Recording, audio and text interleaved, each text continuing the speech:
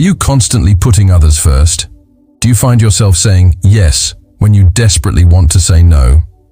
This relentless niceness, while seemingly virtuous, might be silently sabotaging your well-being. It's time to explore how the ancient wisdom of Stoicism offers a powerful antidote, empowering you to reclaim your life from the subtle tyranny of excessive amiability. We'll discover how a shift in perspective can transform your relationships and your inner world. Lesson 1. You become a doormat. Becoming a doormat means you allow others to walk all over you. You let them treat you poorly. You do not stand up for yourself. This happens when you are too focused on pleasing everyone. You fear their disapproval. You avoid conflict at all costs. This leads to a pattern of submission. People learn quickly that they can push your boundaries. They see you as someone who will always agree. They expect you to give in. This erodes your self-respect over time. You start to believe you are not worthy of better treatment. Your voice gets softer. Your opinions seem less important. You might even stop having strong opinions altogether. This is a dangerous path. Stoicism teaches us about self-worth. It emphasizes our inherent dignity. We are rational beings. We have a right to be treated with respect. Epictetus spoke of controlling what is within our power. Our reactions are within our power. We can choose not to be a doormat. We can choose to assert ourselves. We can decide what treatment we will accept. This doesn't mean being aggressive. It means being firm. It means being clear. It means valuing your own well-being. If someone treats you like a doormat, it's not a reflection of your worth. It's a reflection of their character. Your job is to protect your inner citadel. Your peace of mind is precious. Letting others abuse your kindness is not virtuous. It is self-destructive. Understand that setting boundaries is not selfish. It is necessary for your health. It is necessary for healthy relationships. A doormat serves no one well in the long run. Not yourself, and not even the people who walk on you. They learn bad habits from your compliance. Break the cycle. Stand tall. Lesson 2. People will take advantage of you. When you are excessively nice, you often present yourself as someone who can always be relied upon. You are always there to help. You never say no. This creates an opening for others to exploit your good nature. They see your willingness to assist as a limitless resource. They might ask for favors constantly. They might burden you with their problems. They might expect you to go out of your way for them. These requests may not be malicious at first, but over time, they become habitual. People realize they can rely on your generosity without offering much in return. They start to take your help for granted. Your kindness becomes a weakness in their eyes. They stop valuing your time or your effort. They see you as a means to an end. This is a common pitfall for overly agreeable individuals. You might feel obligated to help. You might worry about disappointing them. You might fear being seen as unhelpful. Stoicism offers a valuable perspective here. It teaches us about what is within our control and what is not. We cannot control other people's intentions. We cannot control their desire to take advantage. But we can control our own actions. We can control our responses. Seneca spoke about the importance of being discerning. We should offer help where it is truly needed. We should not allow ourselves to be exploited. It is not virtuous to enable someone's dependency. It is not virtuous to allow yourself to be drained. A truly kind person also knows how to protect themselves. They understand that their resources, including their time and energy, are finite. They prioritize their own well-being. Saying no is not a failure of kindness. It is an act of self-preservation. It teaches others to respect your limits. It teaches them that your time is valuable. It helps them become more self-reliant. Recognize the signs of being taken advantage of. Feeling constantly exhausted, resentful, or undervalued are clear indicators. Do not confuse generosity with self-sacrifice. They are not the same. Be kind, but be wise. Lesson 3. Your needs are ignored. When you consistently prioritize the needs of others, your own needs inevitably fall by the wayside. You might suppress your desires. You might silence your opinions. You might postpone your own goals. This happens because you are so focused on accommodating everyone else. You believe that putting yourself first is selfish. You might even feel guilty for having needs. This mindset is deeply ingrained in many people who are overly nice. They feel that their worth is tied to how much they can do for others.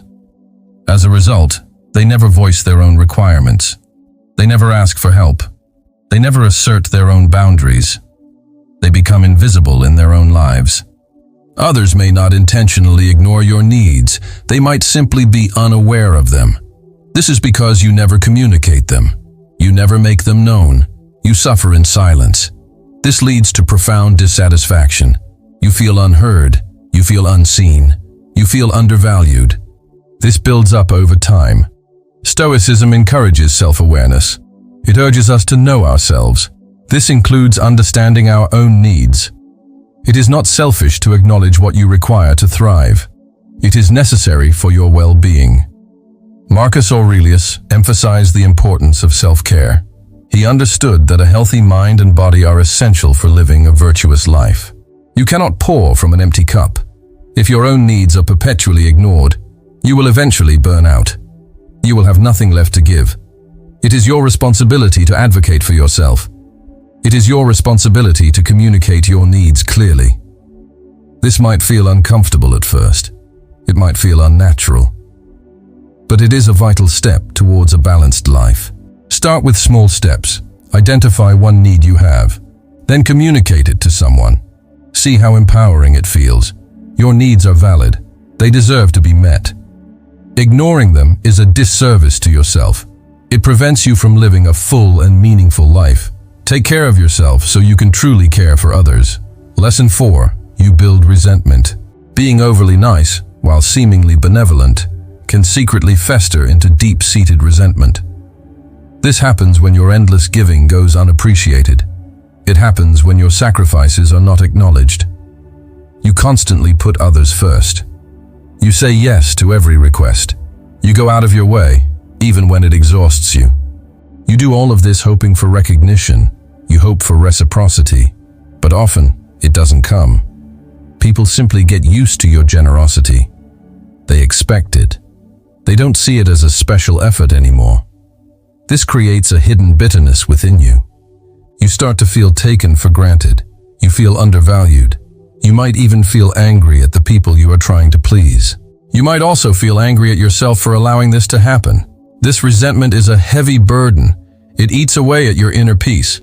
It poisons your relationships. You might outwardly smile and agree, but inside, you are seething. This internal conflict is exhausting. It contradicts the very essence of genuine kindness. True kindness comes from a place of joy and willingness. It does not come with expectations of return. Stoicism teaches us about managing our expectations. We cannot control how others will respond to our actions. We cannot control their gratitude. We can only control our own intentions. Epictetus reminds us that we are disturbed not by things, but by the views we take of them. Our resentment stems from our unmet expectations. It stems from the belief that our kindness should be reciprocated in a specific way. Let go of these expectations. Give because you want to, not because you expect something back. If you find yourself building resentment, it is a clear sign that you are giving too much. It means you are giving from a place of obligation, not genuine desire. It means your boundaries are too permeable. Address the root cause. Learn to say no. Learn to prioritize your own well-being. Recognize that resentment is a heavy chain. Release yourself from it. True freedom comes from choosing your actions based on your values, not on external validation or expected returns. Cultivate a spirit of generosity that is sustainable and free from hidden burdens. Lesson 5. You lose your authenticity. When you strive to be overly nice, you often hide your true self. You suppress your opinions. You mask your true feelings. You become a chameleon, changing to fit every situation. You do this to avoid conflict. You do it to gain approval. You do it to prevent upsetting anyone. This constant performance is exhausting. It disconnects you from who you truly are. You might even forget what your true opinions are. You might lose touch with your genuine desires. This lack of authenticity is damaging. It prevents true connection. People connect with the real you, not the version you present to please them. When you are not authentic, your relationships are superficial. They lack depth. They lack genuine understanding. You might feel lonely, even when surrounded by people. This is because no one truly knows you. They only know the nice persona. Stoicism champions living in accordance with nature. For a human being, this means living in accordance with reason and truth. It means being true to oneself. Marcus Aurelius often wrote about inner tranquility. This tranquility comes from congruence. It comes from aligning your thoughts, words, and actions. When you are authentic, there is no internal battle. There is no need to pretend.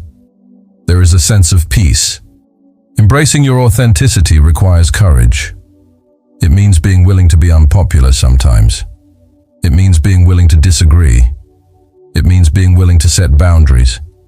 It means accepting that not everyone will like you. And that is perfectly okay. Not everyone needs to like you. The right people will appreciate the real you. They will value your honesty. They will respect your boundaries. Shedding the mask of excessive niceness is liberating.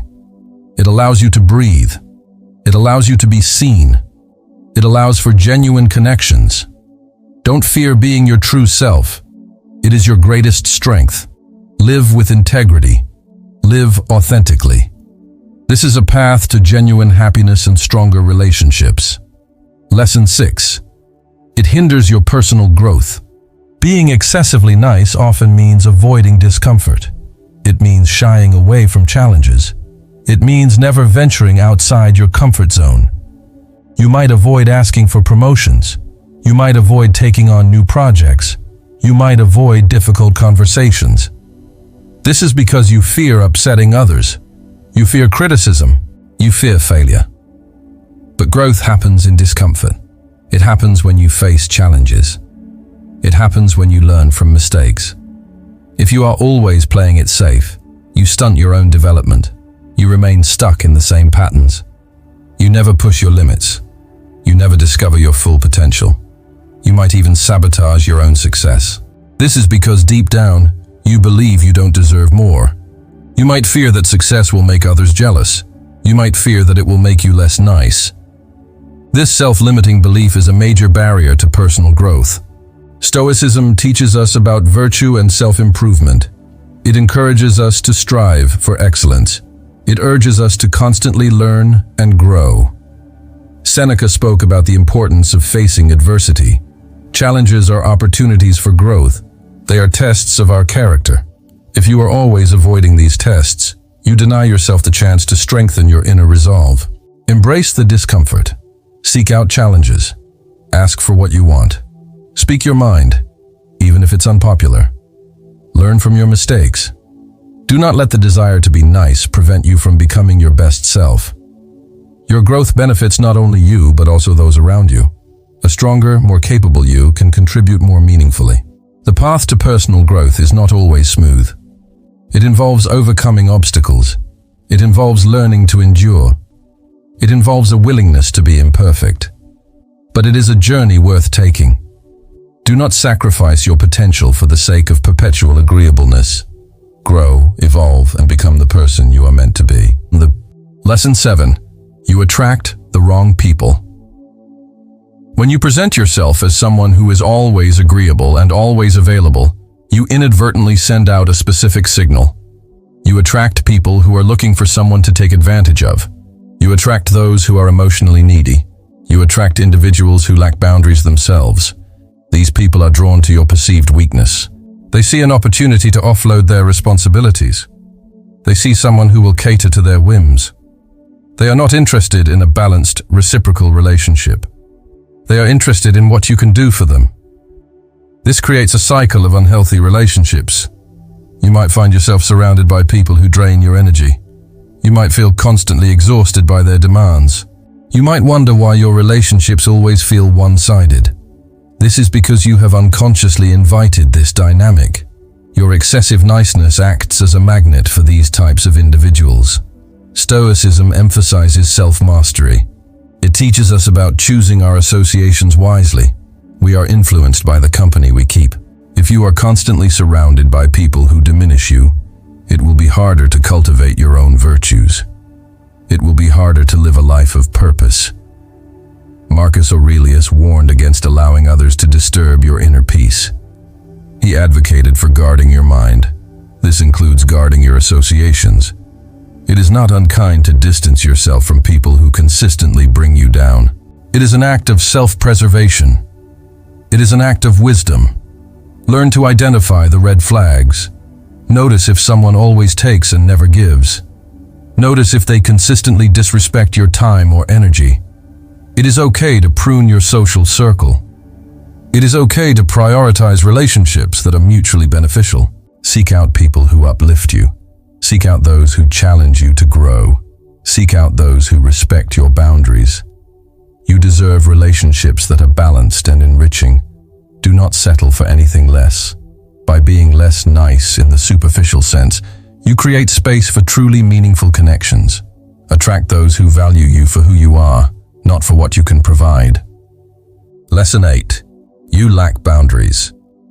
A fundamental consequence of being overly nice is a complete absence of clear boundaries. Boundaries are essential for healthy relationships and personal well-being.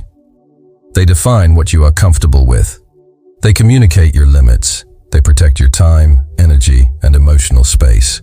When you are excessively nice, you rarely establish these limits. You fear saying no. You worry about offending others. You believe that setting boundaries is selfish or confrontational. This leads to a constant invasion of your personal space. People might call you at all hours. They might drop by unannounced. They might expect you to prioritize their needs over your own. You become accessible to everyone, all the time. This lack of boundaries leads to feelings of overwhelm. It leads to burnout. It leads to resentment, as discussed earlier. You feel constantly on call. You feel like your life is not your own. You lose control over your own schedule and your own emotional availability. Stoicism teaches us about self-control and personal autonomy. It encourages us to define our own sphere of influence. What is within our control? Our thoughts, our actions, and our responses. This includes setting healthy boundaries.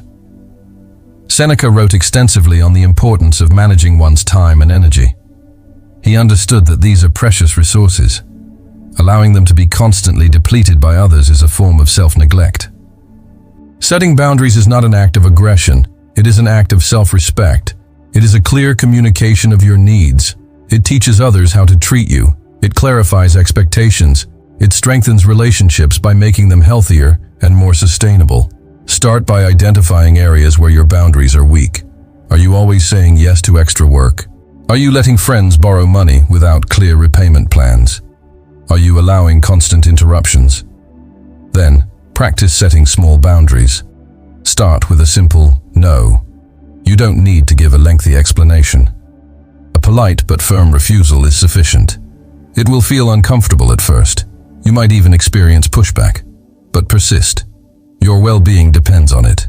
Establishing clear boundaries is a powerful step towards reclaiming your life. It is an act of wisdom and self-care. It allows you to protect your inner peace and live authentically. Lesson 9. It creates stress. The relentless pursuit of being nice is an enormous source of stress. This might seem counterintuitive. After all, niceness is supposed to be positive, but the stress comes from several hidden sources. First, there's the constant internal struggle. You want to say no, but you say yes.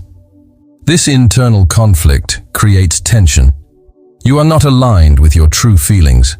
This cognitive dissonance is exhausting. Second, there's the burden of expectation. You feel responsible for everyone else's happiness. You constantly worry about upsetting others. You strive to anticipate their needs. This mental load is heavy. It leads to anxiety. You are always on guard. Third, there's the physical toll. You constantly overextend yourself. You take on too many tasks. You neglect your own self-care.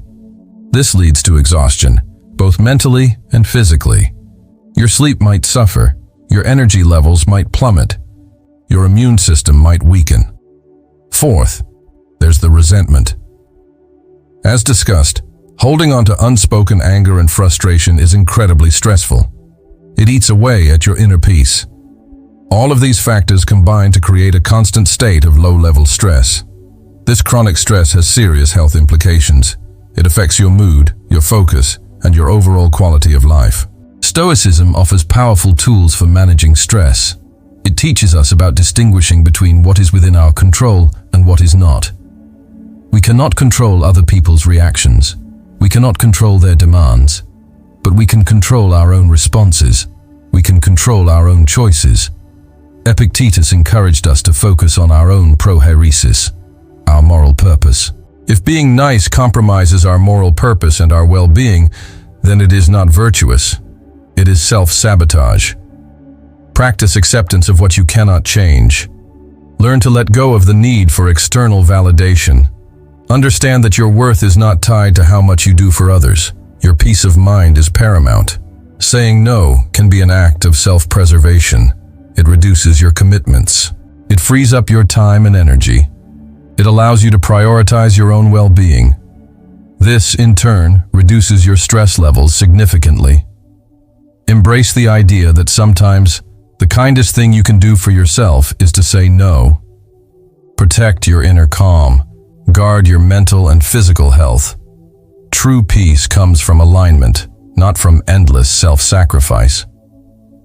Lesson 10. You miss out on opportunities. When you are constantly focused on pleasing others and avoiding conflict, you often become risk-averse. You hesitate to seize new opportunities. You might decline exciting projects. You might shy away from leadership roles.